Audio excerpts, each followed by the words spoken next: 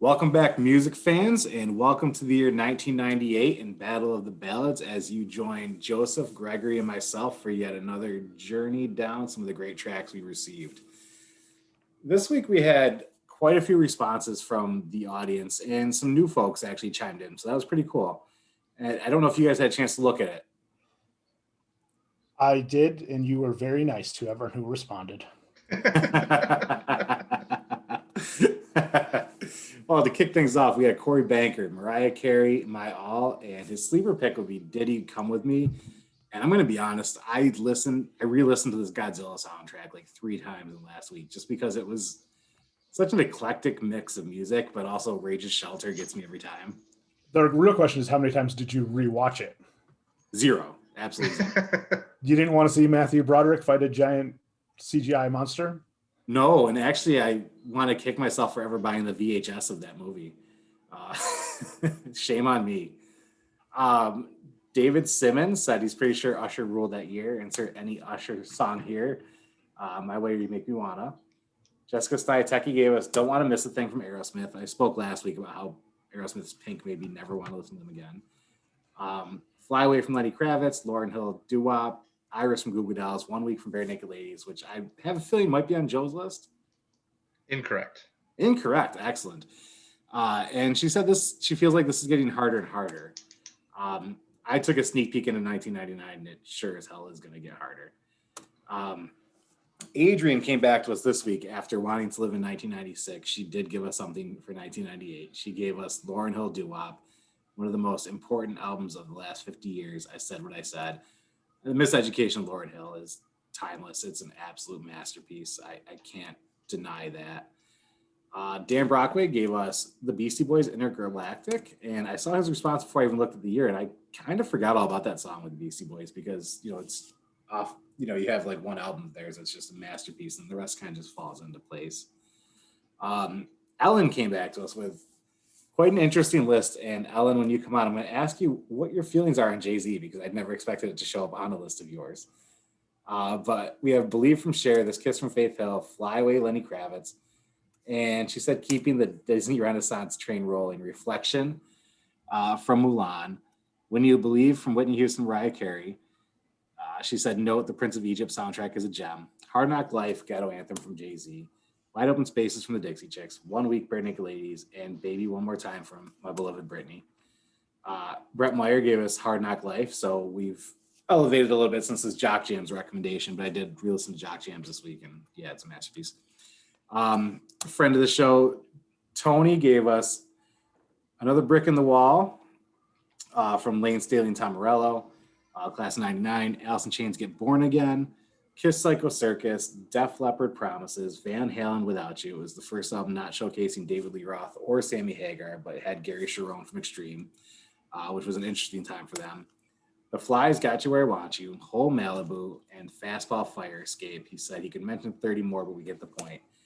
And the wall cover is like the perfect Tony pick, I think. I thought that was like everything I expect from Tony. When I read that, I nodded my head and said that makes complete sense. And then Kelly Susie said she didn't have a lot of time to think, but Moxie Fruvis deserves a mention for Michigan Militia or anything off Live Noise and Reverend Horton Heat's album Space Heater. So that rounds out the audience views this week. And I actually know Jason Muscolino gave us All My Life, which came out in 97, but was still booming in 98 at every school dance, Casey and JoJo. And Don't Want to Miss a Thing. And Sherry Nutter Timothy gave us Uninvited from Atlantis and Iris from Goo Goo Dolls, both off that City of Angels soundtrack, which was much, much better than the movie. So I liked the movie. What's that? I liked that movie.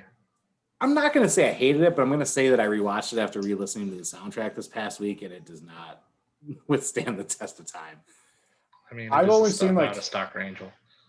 I've only seen about half of it, and it was when I was maybe a sophomore in high school, and I got invited over to hang out with some of the older kids after a football game, and we weren't watching the movie. It was just on. Yeah, it was a movie. I'll watch anything with Nicolas Cage, though. Like, literally anything. I don't care. I will, too. And then I get done watching. I'm like, why'd I watch that? And then I'll rewatch the same damn thing, like, just 20 minutes later. He's had one come out last year or the year before, where he's just in a animatronics factory or something like that. And it's basically Five Nights at Freddy's, but not that, and with Nicolas Cage. And I really want to watch it. It just seems like the perfect Nicolas Cage vehicle. What I watched to cleanse my palate or City of Angels was his Weatherman movie, and I love that movie so much. Weatherman is so good. Yes. What is this, a Nicolas Cage podcast or what? You're right, Joseph. I think I like that I started that conversation. I think it's actually time for one of my favorite segments, our debuts. That Greg Actually, you missed someone. What did I miss? You missed Brenner. Oh, where's it on my list? It's not on here. Did he comment on yours, Gregory? No, he definitely commented on Dan's because he gave us a dishonorable mention, and that's why it sticks in. Yeah, I was actually going to leave that for you to share some wisdom on. Did you want to do that now? Yes. So, Brenner, you've given us a lot of great picks. Multiple times picked what I thought is the song of the year or maybe the second best song of the year. But your take on Pretty Fly for a White Guy, which Dan agrees with, so we'll put him on blast here too, is way off base. The song is not the best Offspring song, but it is the biggest Offspring hit. It was catchy as hell. That came out the summer before I was in 7th grade, and everyone, no matter your social status in junior high, was singing that damn song. The video was great. They originally wanted Seth Green to play his Kenny Fisher from Can't Hardly Wait. Oh, that would have been amazing. He was filming something else. They looked at 5 guys. They picked this guy. He was perfect. He reprised this in the next video, Why Don't You Get a Job? And he has shown up at multiple performances and come out on stage during this. So it was perfect casting because this guy has embraced a terrible role. But let me remind you, as we've gone through the 90s, hip hop has become more and more predominant in these lists, both from us and from the people suggesting it. And this was a big thing of people who did not live in the inner cities and who do not understand the hip hop lifestyle were embracing this lifestyle, even though they had no clue about it. Rap beefs came up about it. Like Jamie Kennedy did a terrible movie about it. So this social commentary from the Offsprings was perfect. And not only was it a perfect social commentary and a catchy song, but this individual song was platinum in the UK, 2 times platinum in Norway, 3 times platinum in Sweden, 4 times platinum in Australia, which Australia is very much like Canada. They have their own musical system. And most importantly, from a country that we now import so much music from, and its neighbor Korea, like just the Asian countries in general, I guess right now. But Japan, they went 6-time platinum. Let me remind you that Japan with their rock music has been ahead of ours for decades. And this song went 6 times platinum in Japan. So yes, this is not the best Offspring song, and we will all agree on that. But Offspring went from an independent record that did really well in the charts, still the greatest charting independent record ever, to international superstars because of this song. So to name this dishonorable mention in the 1998 is disrespectful, especially when Buckethead released an album this year. Fucking Buckethead released an album. I hear you, but I also remember as a kid who was probably the only fan of the Offspring in my school, the kid who was wearing the Jenkos and the band t-shirts, all of a sudden everybody's saying, hey, have you heard this band? Yeah, I've only had all their cassette tapes this whole time. So for me in a small town, that song ruined music for me, and so did the Korn album that came out that year with Got the Life and all that shit, because all of a sudden people were into my stuff. And it was like, no, you keep all of your pop radio shit. Let me have mine. Let me just be the one at the party who puts on a mixtape, and you just take that. And I understand that reasoning when you're a 13, 14, 15-year-old kid. But as adults, we should love the fact that people were exposed to Offspring, especially because that album also, The Kids Are All Right, which was phenomenal. Yeah, I fucking hate that album so much. That's one of my least favorite releases. And then ultimately, you guys both know, lately I've been trying to just embrace and enjoy everything. I have another YouTube show based on that. And I love this song for what it is. It's not a good song, but let's face it, most pop music, which we have highlighted a lot of pop music over the year, isn't good songs. So your projections of this song and this album, Dan, are more your feelings of being a kid when this album came out, not the actual reflection of the song. I don't know, because after you said you had a different take on it, I re-listened to it, and I like the album less now than when I listened to it when it came out. Yeah, but you've also had now, what was this, 1998? So you've had over 20 years of your hatred of this album festering. You can't 23 separate. years to fester and to brood.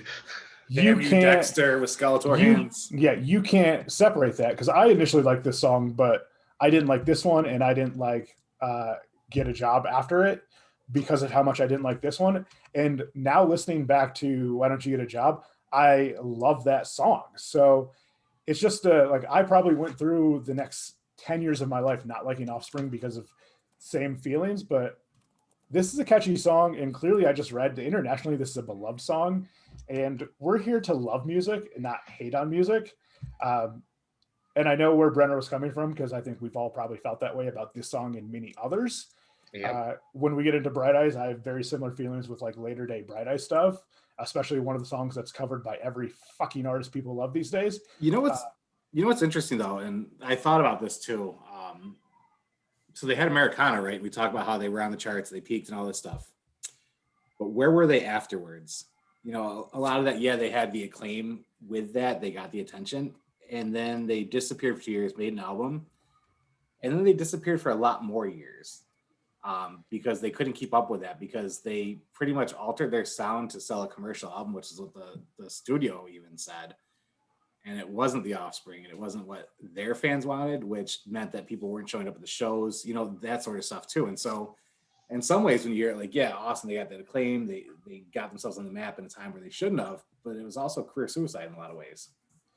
We see that with a lot of artists, especially we talked last year, we had the Smash Mouth album, and that was a fun album. It was a fun, like, indie pop rock album. Yeah. And then when All Star came out, like, they morphed into this band that's the All Star band. They're the Shrek band.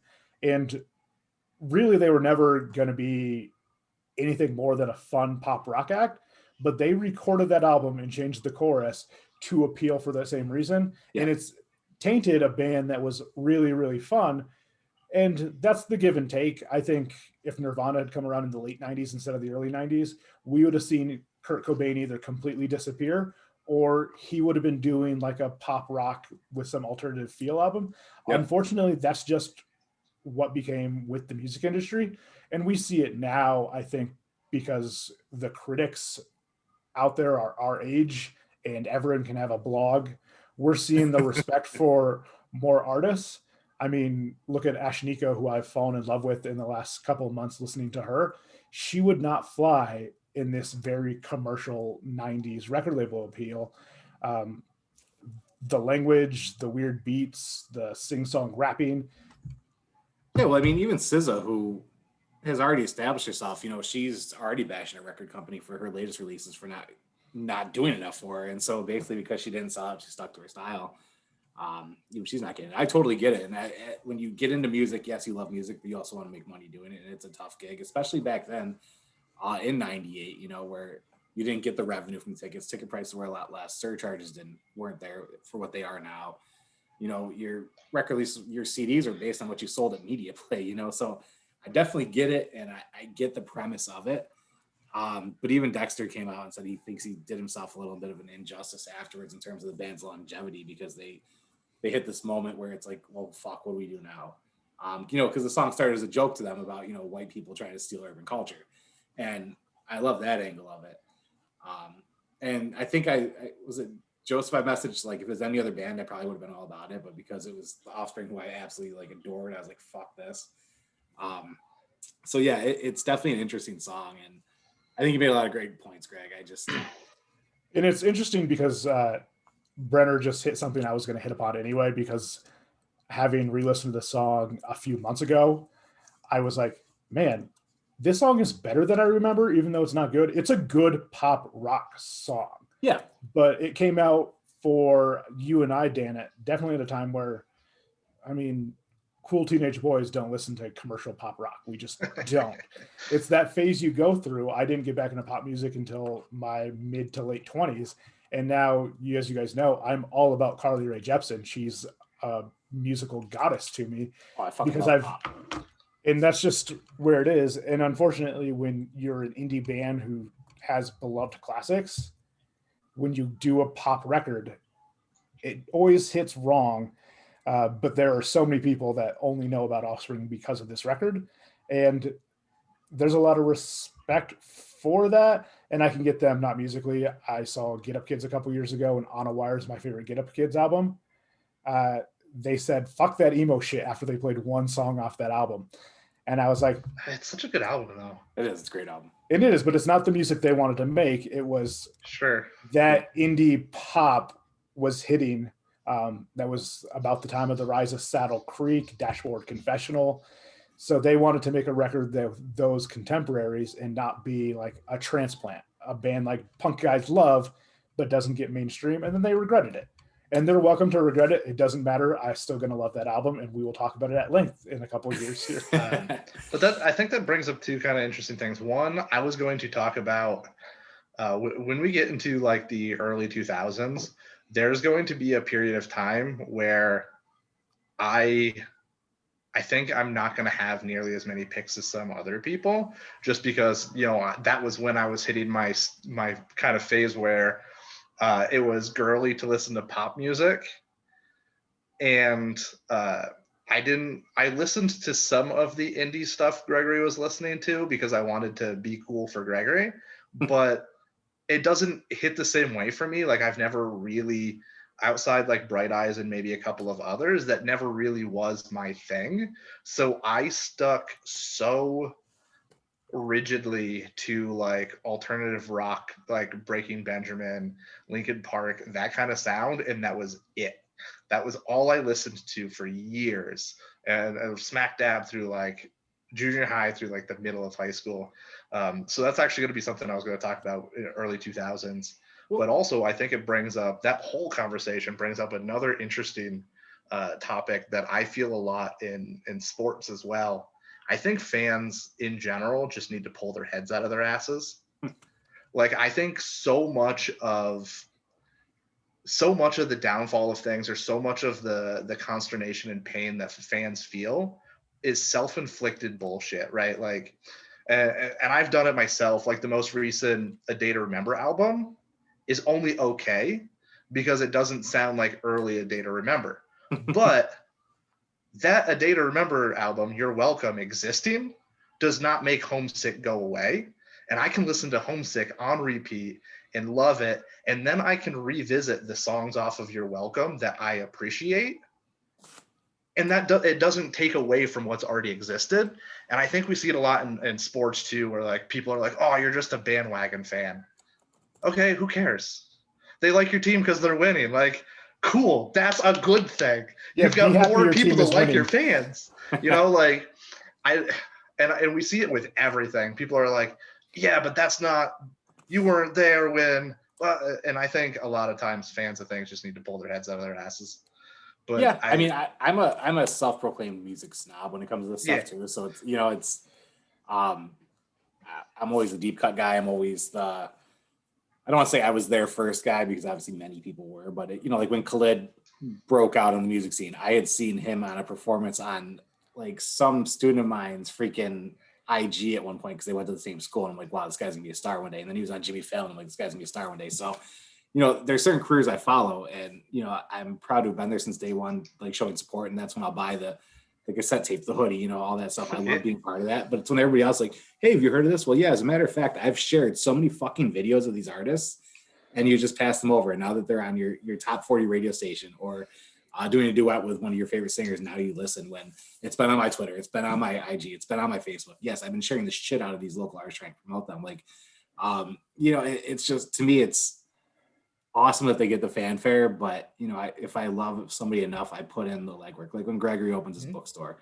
it's gonna be every fucking share that I have every day of the week, and you know, it's gonna happen. And so it's for somebody to come back like 5 years later, like, hey, did you hear this bookstore? You know, it's kind of like that for me. So, and I will be like, if it's in 5 years and I'm still like head over water, and someone's like, did you hear about this bookstore? I will give them a hug and welcome them in and give them a 10% off on their entire purchase, first time discount. So. Like 2 more years than most businesses last. Yeah, Jesus. So Gregory, as we venture into 1998 here, I have a relatively short list, but I'm wondering what you have for debuts for us. Okay. I know you'd mentioned in our group that you said finally an off year. I strongly disagree with that. Because unlike the Prince is my all-time favorite artist and my favorite song, I actually do appreciate a deep cut. So, but yeah, just I already said it, but yeah, I know you're like making a joke, Brenner, and it was funny, but since it was already something in my mind, I do value what you've contributed in song picks. Like you've nailed a few of these years, so thank you. Sorry, Dan, forgot you were there. But yeah, debut albums, hip hop group The Lox. This is Destiny's Child's debut album, so it definitely can't be an off year. Train's debut album, which I'm not a big Train fan, but I love when Jimmy Chance in Raising Hope is singing Meet Virginia. Meet Virginia. So mention of that. This is The Faint's first album is The Faint. They'd released one more as Norman Baylor. And this sounds nothing like what The Faint will become, but I do love repertoire of uncommon depth off that album. But later Faint albums are so much better. We've talked about NSYNC already, but this is the debut album. Fuel, Maya, who should have had a better career because she has such a lovely voice. Yeah. But I think she came in like with the Bad Boy Crew at the end of the Bad Boy Crew, and that didn't help her. But Big Pun, Eve 6, DMX, Rufus Wainwright, who I love, Eagle Eye Cherry, Jermaine Dupri's first album, which features a guest track on every single a guest vocal on every single track because Jermaine Dupri is not an actual like vocalist. He is a producer, but he did this. Orgy, I would actually say if it wasn't for Jermaine Dupri, we wouldn't have a DJ Khaled, basically. Like that just. I mean, the Brat had been all over like music the couple years before that. I mean, he brought us Crisscross, so we didn't talk about musically, but what fashion sense? Yeah. Orgy, Death Cab for Cutie's first one. The Godsmack, which Joe mentioned Voodoo a couple years ago. This is when the album came out. Rob Zombie's solo release. Black Star, bringing us Yasmin Bayo and Talib Kweli. I mean, that album is one of the greatest hip hop albums of all time. Are we still on debuts, or are you doing your short list? Sorry, I had to get Anya set up with TV. Debuts. Okay. Busy Bones solo, Praz's solo. Bright Eyes released his debut album as well as a collection of albums he'd recorded like in his bedroom on lo-fi, which isn't the best. There's a couple tracks I love off that, but like the debut album's great. Pedro the Lion, so another indie guy who just did some good stuff. RZA's solo, Timbaland, kinda his debut album. He is just like Jermaine Dupri. It's someone else featured on every track. Hip Hop Backpack Legends Jurassic 5's debut album. And of course, maybe the most important debut album of that year, Lauryn Hill. The Miseducation of Lauryn Hill was just amazing. So a lot of great debuts again in this one. Some of them went nowhere. Unfortunately, Lauryn Hill's never really followed up that album other than showing up on the Block Party. Hi, Zoe. Hi. Yeah. It was a great year for debut music, to be honest. And if you look at a lot of the ones you named, we didn't see much of them beyond that year, which is wild given the success they had, especially, you had Lauryn Hill, you had Eve 6, Fuel, which Sunburn is one of my favorite albums that I've ever held in my hands.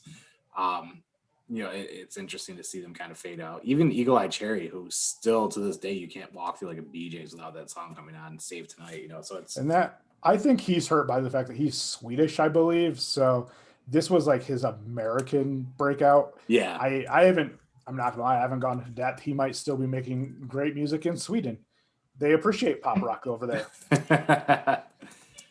Yeah, I just it was an interesting thing because it's like, can they get on the top 10? Like all the top 10 countdowns and all that stuff back when we used to have those. And if they could, cool, and they were awesome for the moment, and then that was it. I don't know. It's interesting just to watch these bands fade away, and it sucks for some, but they're like forever embedded in playlists too, I think. So they live on through those. But what an intriguing year for debuts, especially with Destiny's Child coming there. Now, we've mentioned a lot of songs, and Joseph, I'm curious what your list looks like. We actually didn't comment on how long our lists were this week. Mine was about an average, not as long as 97 and 95, I think, but I think I ended up having to cut out 3 to get down to like my self-imposed 25 and then my runners up in my list. So I guess 29 total songs. I still had to cut some. So to me, it wasn't necessarily a down year. Other than I struggled with picking my favorite song of this year because nothing hits me as hard as some of the other years. Like again, we did have a Foo Fighters album this year. Right? Was it this year? I don't think there was Yes. a Foo Fighters album there, was there? Yeah, I can't remember. I think we're a year separated. Yeah. It's next year, right? Yeah. Night Night Ani. Night Night Ani. Yeah, so we've got a lot of like good albums still, a lot of good songs, but nothing that hits me like an Everlong does or anything like that. But I'll just go through them. Tearing Up My Heart, NSYNC has to be there. So good. Small Town Trap, Eve 6. I've listened to that album on repeat at times, and I absolutely love it. I know you mentioned this song earlier, Dan, because you don't like it, but Freak on a Leash, I'm about it. I just don't think I'll ever get over you, Colin Hay. Colin Hay. Great song. C'est la vie, Bewitched with their absolute banger that year. Pretty Fly for a White Guy, obviously the Offspring, that's got to be on there for me. I've got What It's Like, Everlast, great album. Fastball the Way. Thank You is my pick for Alanis Morissette for this year. Fuel, you mentioned Fuel earlier. My choice is Shimmer, of course. The song's amazing. Eagle Eye Cherry, we talked about, Save Tonight. Cake, that's a great one. Never There is my choice. I saw them play at a pop festival, and the crowd just didn't quite dig it. It was great. Sheryl Crow, My Favorite Mistake. Meet Virginia, you guys already mentioned, which I love. Sean Mullins' Lullaby was this year, which I didn't realize until we were doing this. So I'm glad that popped up. Bare Naked Ladies had another album this year. Call and Answer is my choice from there. Not as heavy hitting as some of their other ones, but I really like Call and Answer. Intergalactic, Beastie Boys was mentioned by people commenting. Jewel, Hands, that's a favorite of mine and Gregory's. Matthew Good released a demo this year, and then I double checked to make sure my song pick doesn't show up on his album next year. So I picked out Faded from the demo because that actually might be my favorite Matthew Good song, but it's not on the album that's released in '99. So I picked it out. Rob Zombie had Dragula this year, and that song absolutely slaps. I thought that song was interesting because it resonated with so many people that normally wouldn't have listened to music that was that heavy. But for some reason, that was played at my junior high dances. And I was just like, who slams in the back of a Dragula? Like, why is this happening? But of course, I love it because I like that kind of music. Closing Time, big shout out to Josh. Josh used to take over the music no matter where we were when we were in college and play the song to close places down, which was always fun. Tupac Changes. Goo Goo Dolls, I picked out Slide for this one. I think that's my favorite from this year. Cher, Believe. Then we have David Gray, Babylon. Yes. Absolutely love that song. I can listen to it constantly. Britney Spears, of course, with Baby One More Time, absolute banger. And then my top 3 runner-ups, and then my favorite song, Kaylin, Unwritten Law. They released an album this year, and it's maybe my favorite song from them. That or Shallow, which I mentioned in a different year. New Radicals, You Get What You Give. Yes. I Love that song. I love the video as well. That music video is one of like all-time great videos, I think. That whole album was actually really solid. Yes. This one's kind of a shout out to Amanda. Number one runner-up is The Stone, Dave Matthews Band. This is probably the only Dave Matthews Band song I will actually select to play. I actually really love that song. And then my number one for 1998, I Will Wait, Hootie and the Blowfish. Nice. That was off. Was that Fairweather Johnson? Yes. That was off. Think It was so. nice. Very underrated. Also not expected, completely unexpected there. I Will Wait by Hootie. Nice. I'm actually intrigued by that, and I enjoy it immensely. I've seen him play in concert a couple times too, so that's pretty awesome. I'm a little bit jealous. I would love that show. Now we have Gregory, who I'm curious about which direction we're going in with our tracks for this year for you, sir. Well, I mean, obviously, I'm going to pick Pretty Fly for a White Guy as my song of the year. I joke, but much like Joe, I didn't have anything that stood out as like the best song of the year until I really like thought about it. And that was originally where I was going to do my Pretty Fly for a White Guy rant, was make it song of the year. But Joe mentioned the Colin Hay album, Transcendental Highway was that one that came out that year, which Yes. I do own on vinyl. Met Colin Hay when he opened for the Violent Femmes and Bare Naked Ladies, just delightful gentleman. But I had my first COVID shot today, and although I'm not that sore, it kind of triggered some of my migraine side effects. So I've been quite disoriented, which is why I'm wearing a Stegosaurus shirt and no hat. And I don't have any props, but I do have this album. Maybe I'll show it another time. But Joe mentioned I Just Don't Think I'll Get Over You, which is just a brilliant song. But My Brilliant Feet, which I also believe was featured in a Scrubs episode. Was and on the soundtrack. And then sorry, I'm now out of order because I'm starting with this one. And I'm Doing Fine was another one I just really, really love off that. But Colin Hay, just brilliant artist. He does storyteller sets, and I would love to go to one of those. But Money, Power, Respect, and If You Think I'm Jiggy by The Locks.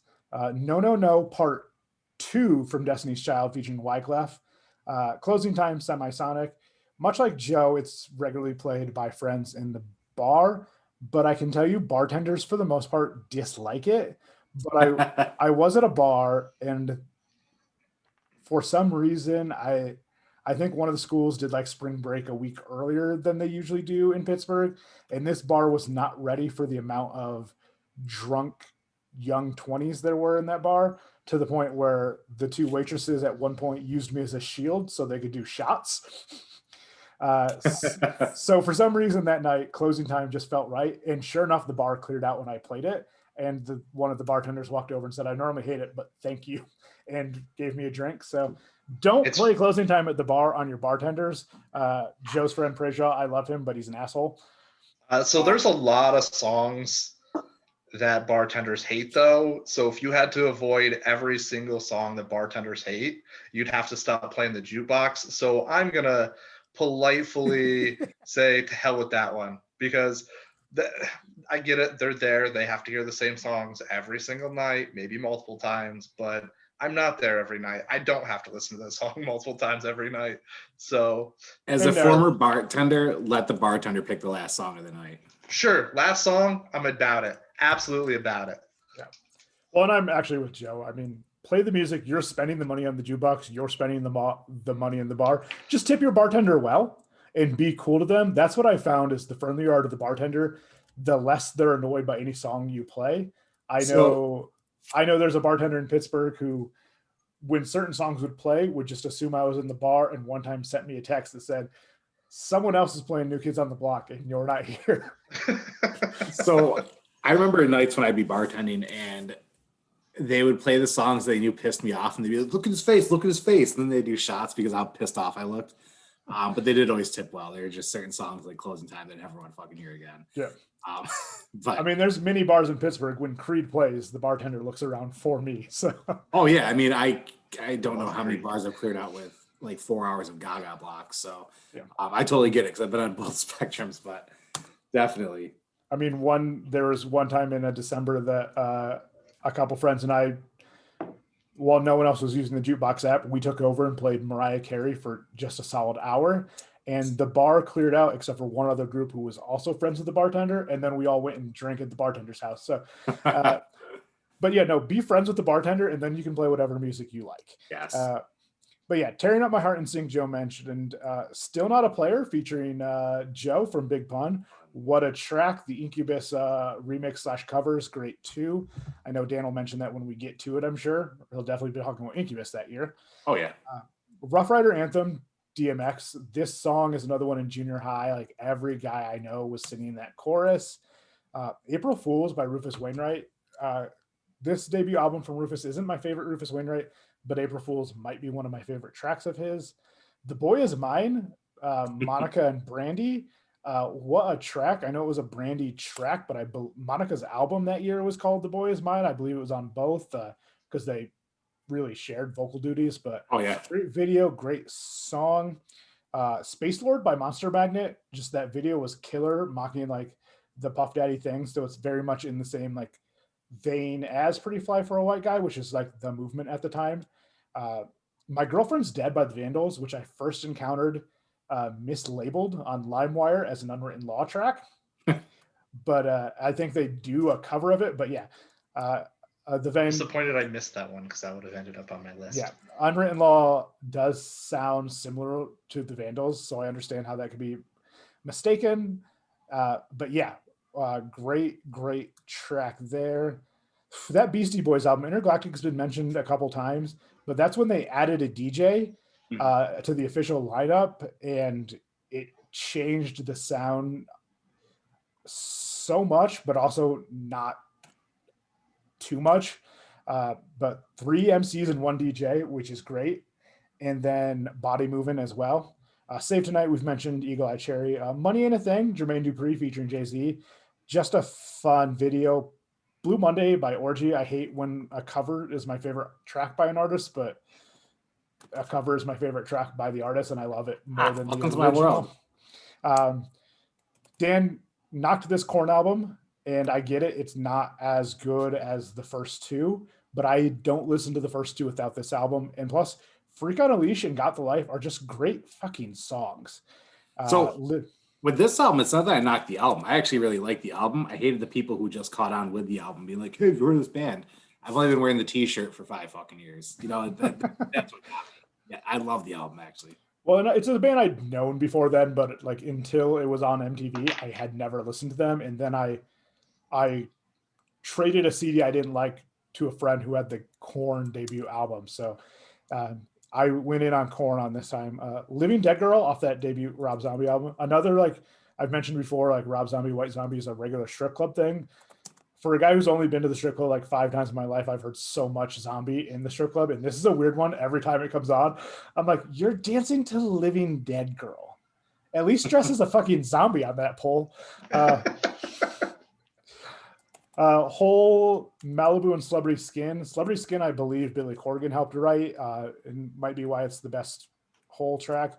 What Is Like Everlast? I had this on cassette back then. This album was great. I listened to the crap out of it on a cassette. The Eels had another album this year. Cancer for the Cure might be the best one off that album.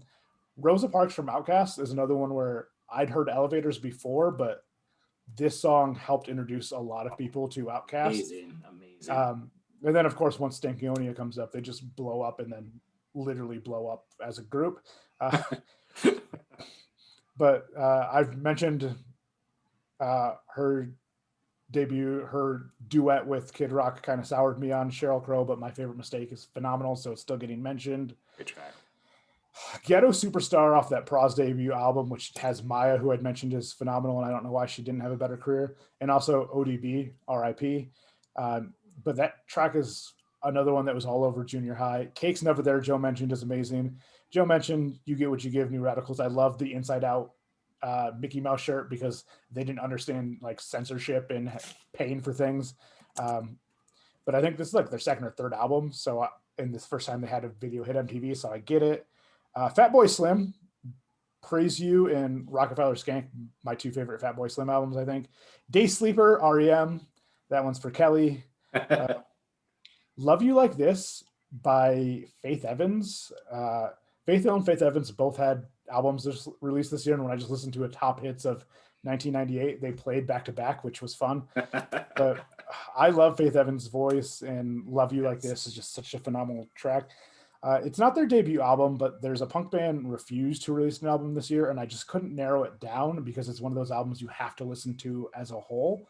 And just listen to Refused in general. Back when I worked at a used record store, it was one of the CDs we put in regularly because we loved it and it was great, but no one bought it, which was perfect for us because they were wrong and we were right. I'd mentioned Bright Eyes with 2 albums. Off the demos, February 15th is one of my all-time favorite Bright Eyes tracks.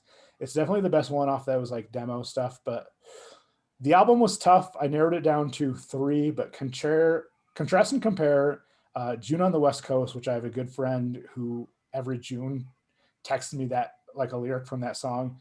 And then the song Touch, which he released a Better Community Oblivion with Phoebe Bridgers. And when I saw them live, they did a rendition of that. It's already kind of a bouncy track, but they sped it up a little bit and she sang it and it was just amazing. But I just love Touch as a track. Juvenile, Ha is my favorite Juvenile song, followed quickly by Back That Ass Up. And then you can probably forget the rest of Juvenile's discography, honestly. The Kids Aren't All Right, Why Don't You Get a Job, and Pretty Fly for a White Guy. Offspring, Joe mentioned Hands. It's just a lovely song. Might be the best Jewel song, but not my favorite. I know, figure that one out. But it's so good. Metallica did Garage Days Inc. this year, and I prefer Metallica when they're covering other artists, apparently. I love Am I Evil and Die Die My Darling, something about them singing a Dangzing song. And then Whiskey in a Jarro. And I mean, you can also throw Turn the Page in. I didn't because I was trying to limit to 3, but my favorite Bust album, Extinction Level Event, was this year. Yes. This Means War featuring Ozzy, like Busta Rhymes featuring fucking Ozzy Osbourne, just brilliant. And then Give Me Some More, which was the big single off that. Those are my 2 favorite off that. This Elliott Smith album might be my least favorite Elliott Smith album, but Waltz No. 2 and Baby Britain are back to back on this album. And that is my favorite pairing of tracks back to back on an Elliott Smith album, which re-listening to that album this week, I was like, man, for an album I'm not too hot on, this is my favorite 2 songs in a row. What a random category of things to have a favorite of. It reminds me so much of like the baseball announcers when they're like, yeah, this hitter hits over 300 on days in July where the humidity's under 50%. You're like, okay, great. I'm inventing musical advanced analytics as we go on. But Elliott Smith is an interesting case because I discovered him just before his death, and that album might be my favorite because of that. Even though like going back, it's way too polished for an Elliott Smith album, but I still just love it. But I didn't realize how much I loved Elliott Smith until you were visiting me in Pittsburgh one time, Joe, and we were talking about like top favorite artists, and I listed Damien Rice first, and you just like rattled off Elliott Smith, and that was when I realized that you knew how much I listened to Elliott Smith, and I'm like, oh, he's right. I listened to so much Elliott Smith. So it's one of those things that as we go on, this is definitely a period in my life that I've discovered this music, that I was listening to albums back to back and wanted to hear the track listing, something I've gotten away from a little bit now, but still love to do. So when I listen to something, I'm like, man, those 2 songs pair so well together. So it's something I think about more than I would admit, but I'm now doing even more as we do this. But Pedro the Lion. I also can't wait to talk about Damien Rice now that you mentioned him, but we will definitely get there. Seeing him live was amazing. I'll get into it when we talk about Damien Rice, but Pedro the Lion, this album's not my favorite Pedro the Lion album either, but When They Really Get to Know You, They Will Run is a track I kind of love and is a brilliant title for the type of music Pedro the Lion does. Joe mentioned Kayleen from Unwritten Law, but Teenage Suicide might be my favorite one off that one. And unfortunately, I missed Arab Strap. And also, a big shout out to Joe. He looked up Unwritten Law shortly before we recorded to make sure, because Unwritten Law is not being listed on Wikipedia, the discography. And this next band I looked up because same thing, Arab Strap, who are a very like lo-fi band that for a while was hard to find because Bell and Sebastian's The Boy with an Arrow Strap also came out this year. Mhm. And I dislike Arab Strap or Bell and Sebastian because of how hard it was in early like LimeWire days to download an Arab Strap song illegally because that album just kept coming up. But New Birds, not quite a yes, and I should have, or I would have liked me a lot last night, are just really great tracks. If you check out Arab Strap, which I recommend you do, the whole discography is on Spotify, but they're very simply musically, and at some points you'll hear just one instrument or one note or even like a dead space, and the vocals are always turned down low, and it's a mood. Arab Strap is a mood in like the most lo-fi mood way possible, and I love it. But song of the year, Doo Wop, Lauryn Hill. That video that influenced Lauryn Hill's voice. If she wanted to be, she could be rivaling anyone we could talk about as the greatest artist of all time. Um, and she's chosen not to for whatever her reasons are.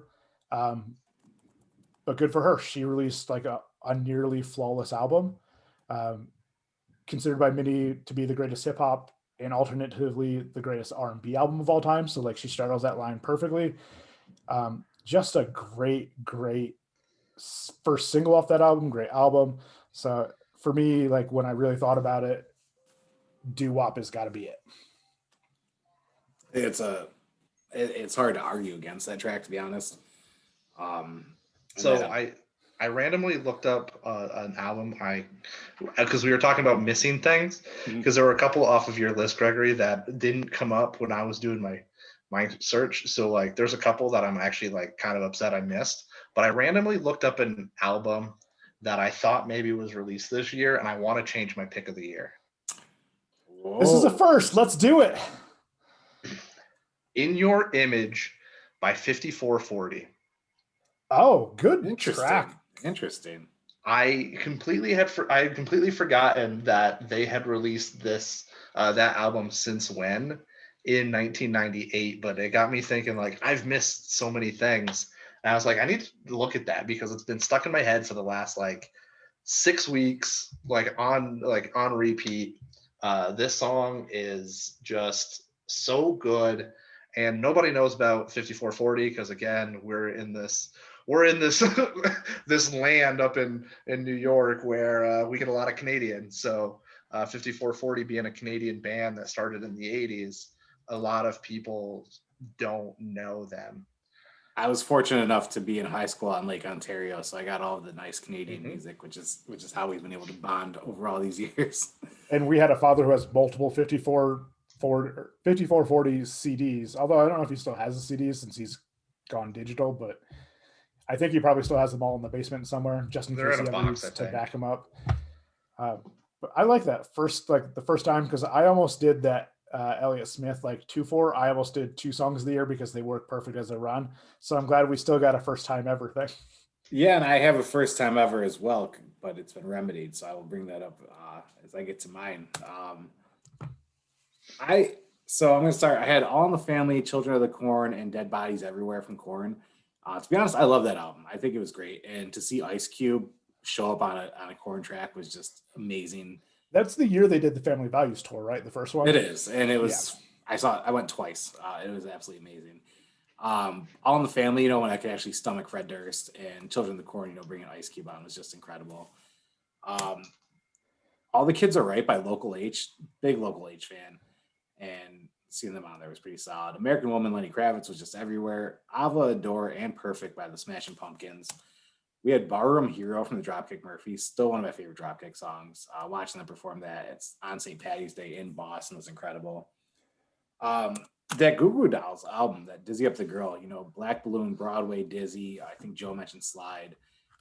Song number 2, just they had a lot of great tracks on there that I somehow you stopped hearing about them like 3 years later, but they were great tracks.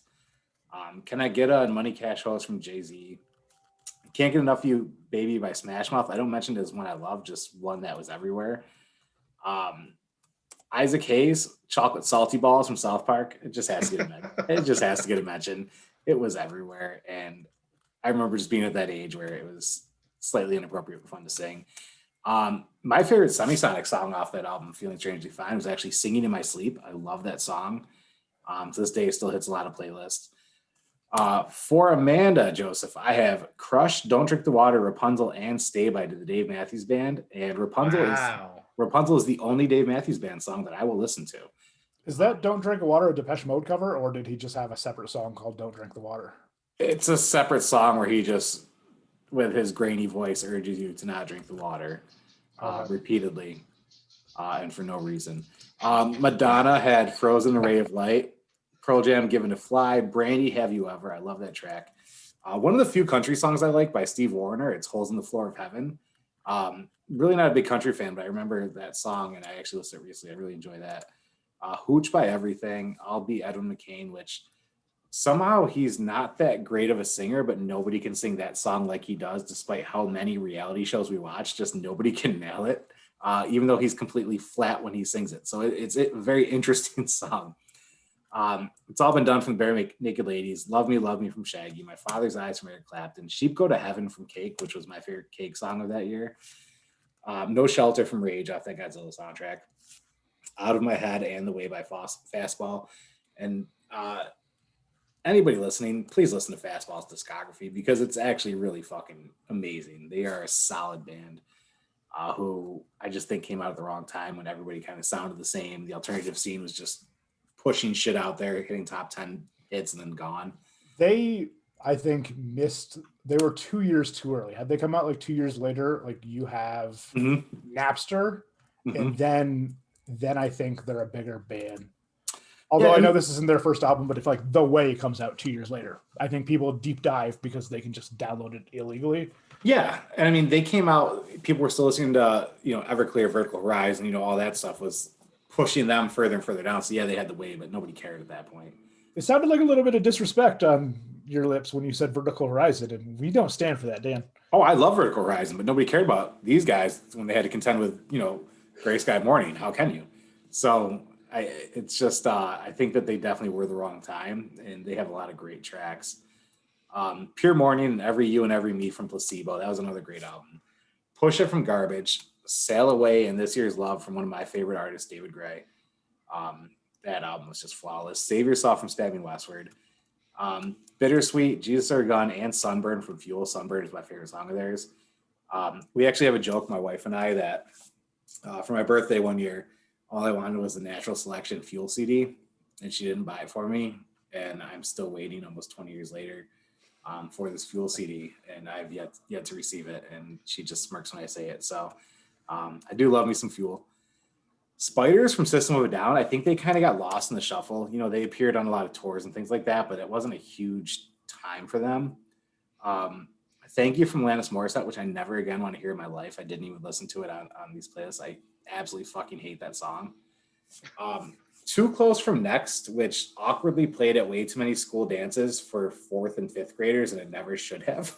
I missed that this came out that year. I remember we took a road trip to Indiana and from New York, and so like rural Ohio, all the radio stations played Next. Like you could spin the dial and find Too Close, which is like what you said about the dances. It's so weird because literally it's about him dancing with his boner. So yeah, and I remember being like 5th grade at my first school dance with my Chicago Bulls sweatsuit on, dancing to the song, not thinking about it. And then I think it was like high school when it finally hit me like, oh, that's what this song's about.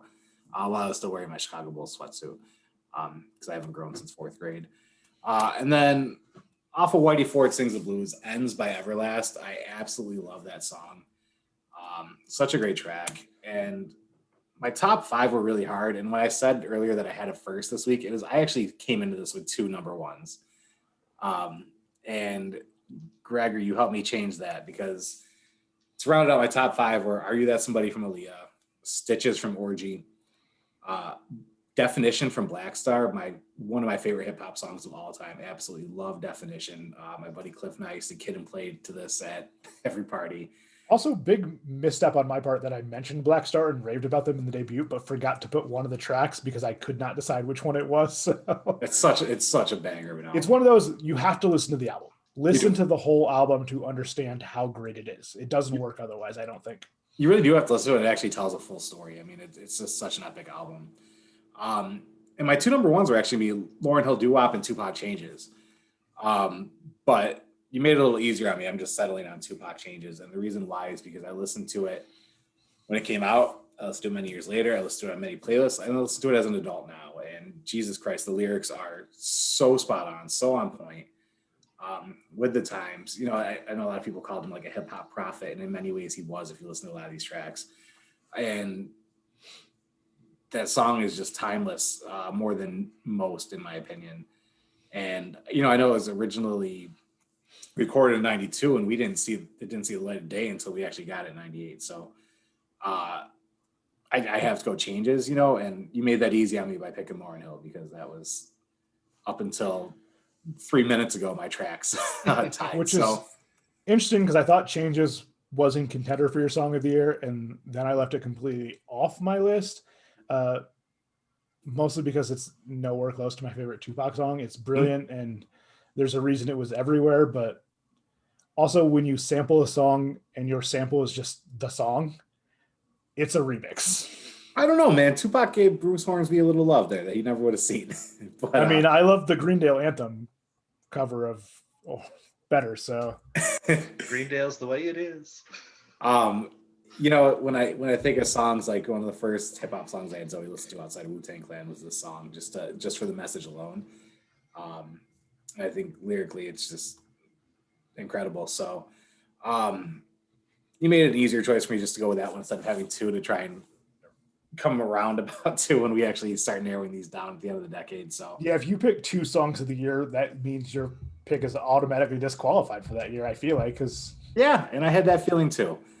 But yeah, it was tough, and also, you know, arguing that somebody from Leah just makes you wonder just what she could have really amounted to, you know, as a singer. She would have been epic.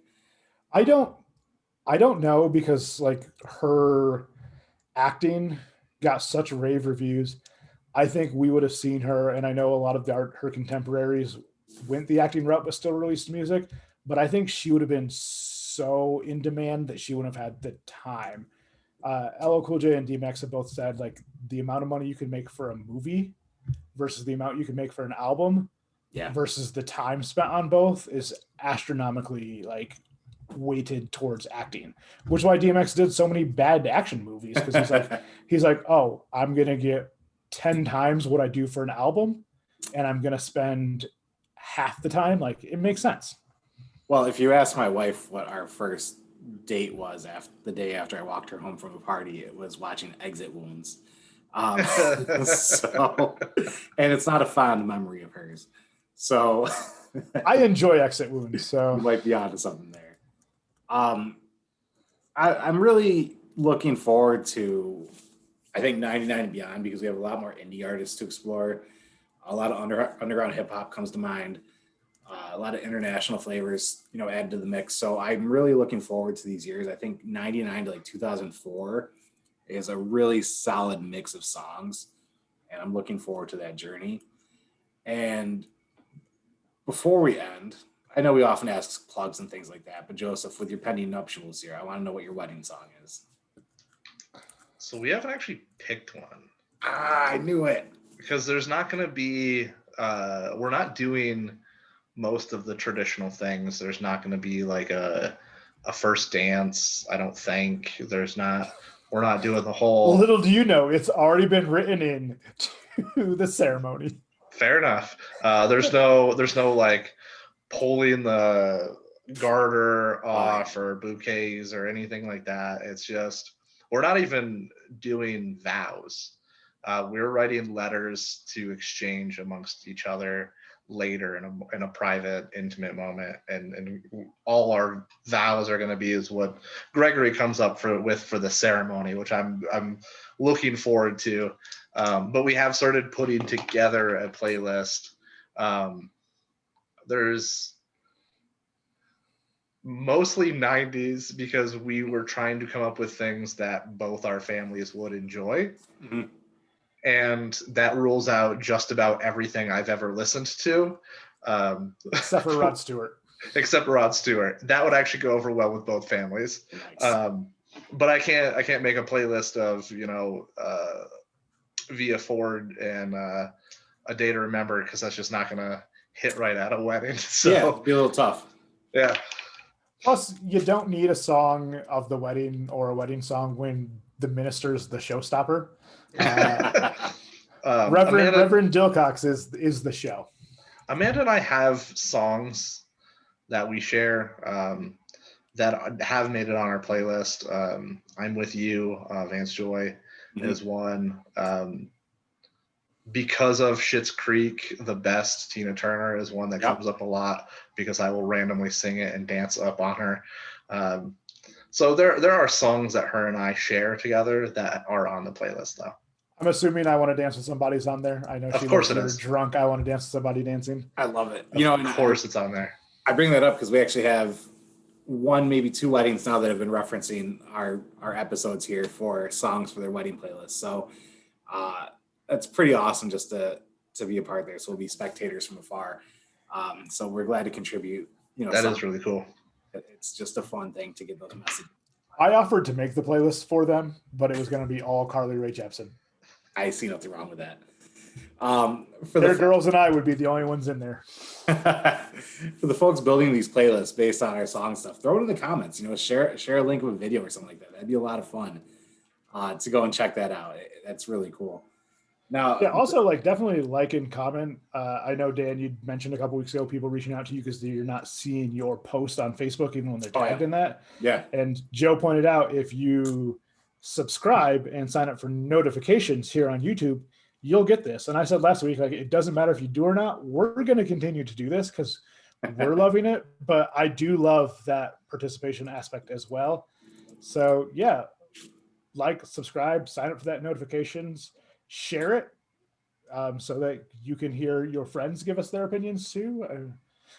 Now, Greg, what plugs you got this week? I know you're a busy man. I know you got some stuff going on, interviews in the work. I love the one with you and Roy. That was great. Who's next? Next is actually one I recorded immediately into Roy, or immediately before Roy, because I double booked. But so my former roommate Amy, who's going to be the photographer actually for Joe and Amanda's wedding, so it all comes full circle. But she wanted to talk Mad Max Fury Road, and as everyone who's watching this knows because they've watched all these videos, I had one about Mad Max Fury Road in week 2. So Amy and I will talk Mad Max Fury Road, and I have another person lined up to talk the Mad Max filmography in general. So apparently I'm becoming a Mad Max YouTube channel. But because then they're all going to come together. But so she wanted me to surprise her on a topic because she didn't want to be burdened with having to pick something that she found interesting. And I picked the most random topic ever, and we went long and talked 45 minutes on it, I think, and loved it. Great conversation. I adore Amy. So far, this series has been great. I love listening to people talk. Some of the other videos I've got lined up with, people don't want to record quite yet because they want to add to their stories. So I'm getting some traction. I'm working on getting Joe here to join me for one with a couple of people to do a sitcom draft episode.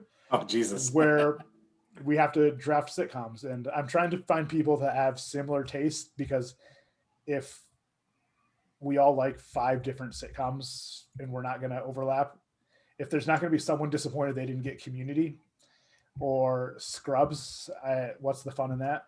So I'm working on lining up something like that, but it's been really, really fun. I'm hoping, Dan, to get you and our good friend JJ to join Roy and I to have NBA Finals preview, since Roy and I talk basketball.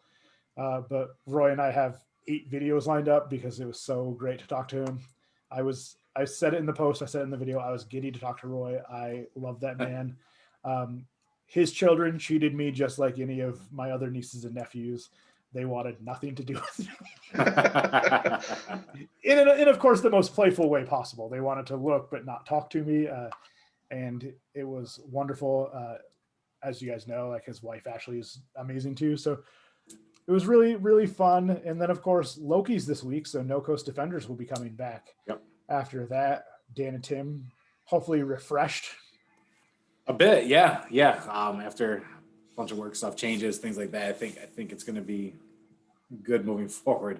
I also cut back my Sunday series and all that stuff, so I've had breathers with the family and such. And I would be down for the sitcom one, to be honest. I watch every show under the sun. I thought about you, but you watch so many more random sitcoms that none of the rest of us care about it. Yeah. You might be like kind of upset you didn't get something in the second round, but you'd be like, oh, I'm gonna. But at the same time, I fully plan on like pulling out a Raising Hope or a My Name is Earl. So I think I'll slightly vary too, but I think that's the fun. Maybe we'll go 6 deep on the sitcom draft to make it. I have many lined up already. In terms of my plugs, until December, I'm just plugging Pops for Patients New York, P for P New York. Check them out on Facebook, Instagram. We are taking up donations for kids across New York State and even other states. There are groups that have formed in almost every state in the country, collecting stuff for kids in the hospital, disadvantaged youth. And I'm proud and happy to be the person who founded the New York chapter here with our buddy Tim that we mentioned and his girlfriend Jeanette. Rhinos Comics, if you're in the Rochester area, they are our official donation drop-off spot if you don't want to ship stuff. I'll meet up with you anywhere. Tim and Jeanette will too. Check us out on every platform. We're doing a lot of stuff. We're working with Cure Kids Rochester, where they work with children and families of children who are living with cancer and battling cancer. And we just try to give them great holidays. We try to give them great moments. We're also working with the Nissan Vision Reason for the Season Drive, where they work with so many community organizations to bring toys to kids during the holiday season.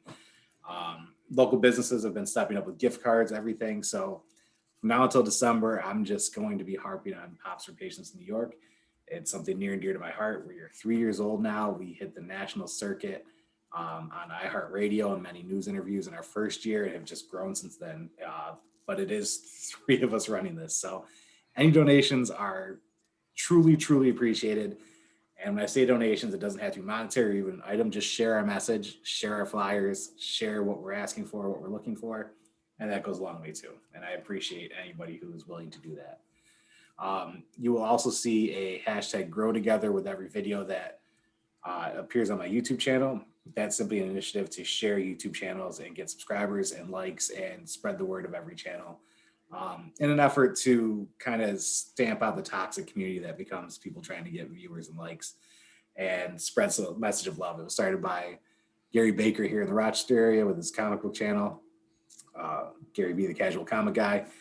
And it's really a cool initiative and it's fun. It's connected a lot of people across the globe, actually. So you'll see that. Also tune in as Tim and I have our finale for the MCU movies, and we will tease a special treat for the follow-up to that, where we're going to get roasted by the one and only Gary Baker before our mid-season finale, where we go off the air for a while. And tune in next week into 1999, and it's going to be a blast. It's going to be a banger, and I think that the 3 of us are going to have some obscure artists that we're probably going to be sharing with folks too, that hopefully you'll give a listen. So I'm actually not going to create a list for 1999. I'm just going to talk about how great Carson Daly is. So be ready for that next week. Jesus Christ. I wish I could have gone through his hair growth, weight loss transformation that he had. I went the opposite route. How about taking his dating history? Although you were... Jesus. I'd still take the hair growth.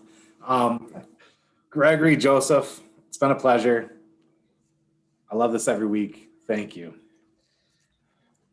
I love doing this. So thanks for putting this together. Yeah, thank you. This has been fun.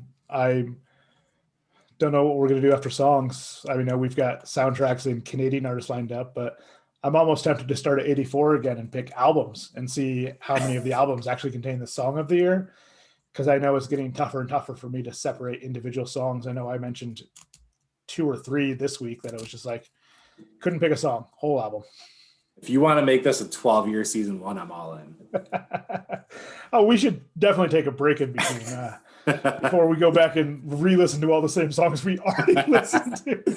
And as always, folks, check out the playlist that we put together. Joseph and Greg came up with this great idea to build playlists on Spotify They get shared every week. Check them out. They're a blast. I've been cleaning my house to them, working out to them. I've not created this week's yet, though. Not yet, but it should be there. All right, gents. I will see you in 1999. All right, thank you, Dan.